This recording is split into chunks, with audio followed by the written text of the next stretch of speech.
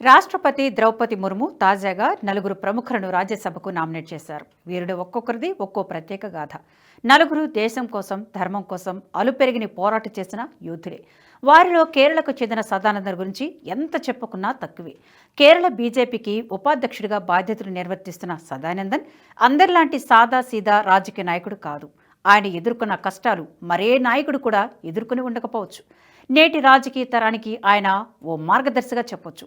సరిగ్గా 32 ఏళ్ల క్రితం కేరళలోని కన్నూరులో ఓ దారుణం చోటు చేసుకుంది.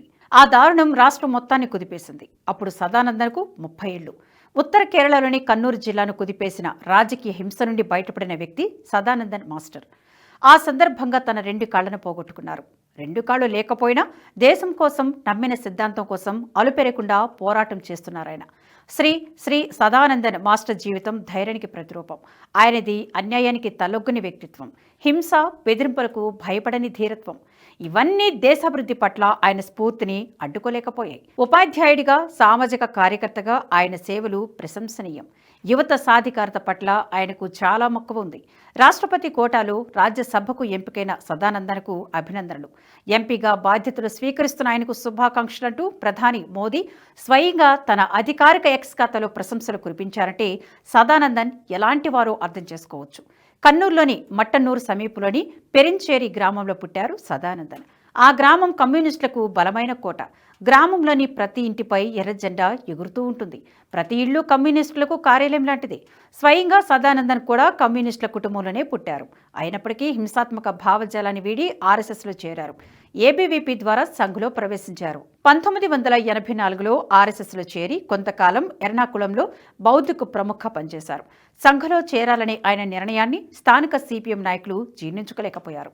ఆయనపై దాడి చేసి 2 కాళ్లు నరికేశారు. 1994 జనవరి 25న మట్టన్నూరు సమీపంలోని ఉరువాచెల్ వద్ద బస్సు దిగి తన ఇంటివైపు నడుచుకుంటూ వెళ్తుండగా రాత్రి 8 గంటల 30 నిమిషాలకు సిపిఎం ముఠా అకస్మాత్తుగా బాంబులు విసిరి భయపెట్టడానికి ప్రయత్నించింది. దీంతో ప్రజలు పరుగులు పెట్టారు. వ్యాపారస్తులు దుకాణాలు మూసి పారిపోయారు. ఇంతలో కొంతమంది సదానందను పట్టుకొని రోడ్డుపై పడుకోబెట్టి 2 కాళ్లను నరికేశారు. రక్తమోడుతున్న ఆయన్ను ఆసుపత్రికి తీసుకువెళ్లడానికి కూడా ఎవరూ సాయం రాలేదు. ఆ సమయంలో సదానందన్ కన్నూరు జిల్లాలో ఆర్ఎస్ఎస్ సహకార్యవాహగా పనిచేస్తున్నారు. ఈ దాడి తర్వాత కూడా ఆయన ఆత్మస్థైర్యాన్ని కోల్పోలేదు. ఆ తర్వాత బీజేపీలో చేరి మరింత క్రియాశీలంగా మారారు. సిపిఎం హింసా రాజకీయాలకు ప్రసిద్ధి చెందిన కుతూపరంబ నియోజకవర్గం నుండి 2016, 2021లలో అసెంబ్లీకి పోటీ చేశారు. కమ్యూనిస్టుల ప్రాబల్యం వల్ల ఆయన విజయాన్ని సాధించలేకపోయారు. కన్నూరులోని మట్టన్నూరు సమీపంలో ఉన్న చిన్న గ్రామంలో అప్పటికే రాజకీయంగా పలుకుబడి కలిగిన కుటుంబంలో జన్మించారు సదానందన్. తండ్రి ఉపాధ్యాయుడిగా పనిచేసేవారు. ఇంట్లో అందరూ కమ్యూనిస్టు భావజాలాన్ని అనుసరించేవారు. సదానందన్ సోదరుడు జిల్లా స్థాయిలో కమ్యూనిస్టు విద్యార్థి విభాగంలో కీలక నాయకుడిగా పనిచేసేవారు. సదానందన్ కూడా విద్యార్థి విభాగంలో చురుకైన పాత్ర పోషించేవారు. కమ్యూనిస్టుల కుటుంబంలో పుట్టడంతో సదానందన్ కూడా మొదట్లో కమ్యూనిస్టుగానే ఉన్నారు. మొదట్లో ఎస్ఎఫ్ఐ కార్యకర్తగా పనిచేశారు. ఆ తర్వాత కమ్యూనిస్టు భావజాలం నచ్చక ఆర్ఎస్ఎస్కు ఆకర్షితులయ్యారు. డిగ్రీ చదువుతున్న సమయంలో ఎస్ఎఫ్ఐ నుంచి దూరం జరగడం మొదలుపెట్టారు. దీనికి కారణం క్యాంపస్లో జరిగిన హింసాత్మక ఘటనలే కారణం. కాలేజీ విద్యార్థి సంఘాల ఎన్నికల్లో కమ్యూనిస్టులు క్యాంపస్కు వచ్చి విద్యార్థులను తరచూ హింసకు ప్రేరేపించేవారు. దాన్ని సదానందన్ అడ్డుకునేవారు. దీంతో రాను రాను కమ్యూనిజం పట్ల విరక్తి చెందారు. అదే సమయంలో ప్రముఖ కవి అక్కితం అచ్యుతన్ నంబూద్రి మాతృభూమి వారపత్రికలో రాసిన భారతీ దర్శనం అనే వ్యాసం సదానందన్ ఆర్ఎస్ఎస్ వైపు ఆకర్షితులయ్యేలా చేసింది. కొంతమంది స్నేహితులు కలిసి ఆర్ఎస్ఎస్ వైపు ఆకర్షితులయ్యారు. సాధారణంగా కుడి ఎడమైతే అంటారు, కానీ సదానందన్ మాత్రం ఎడమ నుంచి కుడివైపుకు పైన సాగించారు. గ్రామంలోని లైబ్రరీలో కూర్చొని భారతీయ దర్శన వ్యాసాన్ని చదువుతూ ఉండేవారు సదానందన్. వారి గ్రామం కమ్యూనిస్టుల కంచుకోట కావడంతో అక్కడ ఆర్ఎస్ఎస్ శాఖ లేదు. సమీప గ్రామంలో ఒక శాఖ ఉంది. అక్కడ చాలా మంది యువకులు చాలా చురుగ్గా పనిచేసేవారు.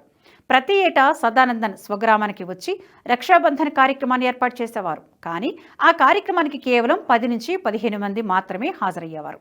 ఆర్ఎస్ఎస్ అనుచరులు రాసిన అనేక పుస్తకాలు చదివిన తర్వాత తాను కోరుకున్న మార్గం ఇదేననే నిర్ధారణకు వచ్చారు సదానందన్. సదానందన్ కమ్యూనిస్ట్ అయినప్పటికీ ఆ పార్టీ హింస చూసి విరక్తి చెందిన సదానందన్ పార్టీని వీడారు. సదానందంలో వచ్చిన మార్పుతో మొదట్లో ఆయన తండ్రి భయపడ్డారు. పూర్తి విరుద్ధమైన భావజాలాన్ని ఎంచుకోవడం పట్ల సంతోషంగా లేకపోయినా సదానందన్ మాత్రం బహిరంగంగా ఎప్పుడూ విమర్శించలేదు. అయితే సదానందన్ సోదరుడు మాత్రం ఎప్పుడూ వ్యతిరేకిస్తూ ఉండేవాడు.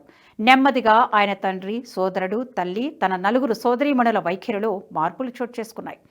అయితే వారి అభ్యంతరాలు లెక్క చేయకుండా సదానందన్ ఆర్ఎస్ఎస్లో చేరారు. ఈ సమయంలో ఆర్ఎస్ఎస్లో చేరవద్దని తన స్నేహితులు, కుటుంబ సభ్యులు వారించారు. ఆర్ఎస్ఎస్లోకి వెళ్లొద్దని సిపిఎం సీనియర్ నాయకులు సదానందన్ తండ్రి ద్వారా ఒత్తిడి తీసుకొచ్చారు. అయితే సదానందన్ ఎలాంటి ఒత్తిడికు లొంగలేదు. మొండి ధైర్యంతో ఆర్ఎస్ఎస్లో చేరి కమ్యూనిస్టులకు వ్యతిరేకంగా అలుపెరిగిని పోరాటం చేశారు.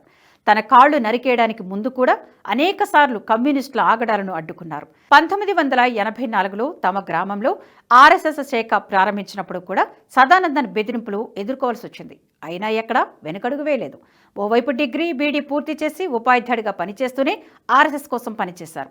1993లో సెప్టెంబర్లో సిపిఎం బంద్ సందర్భంగా గ్రామం ప్రధాన కూడలిలో ఆర్ఎస్ఎస్ నిర్మించిన బస్సు షెల్టర్, సిమెంటు బెంచీలను కమ్యూనిస్టులు ధ్వంసం చేశారు.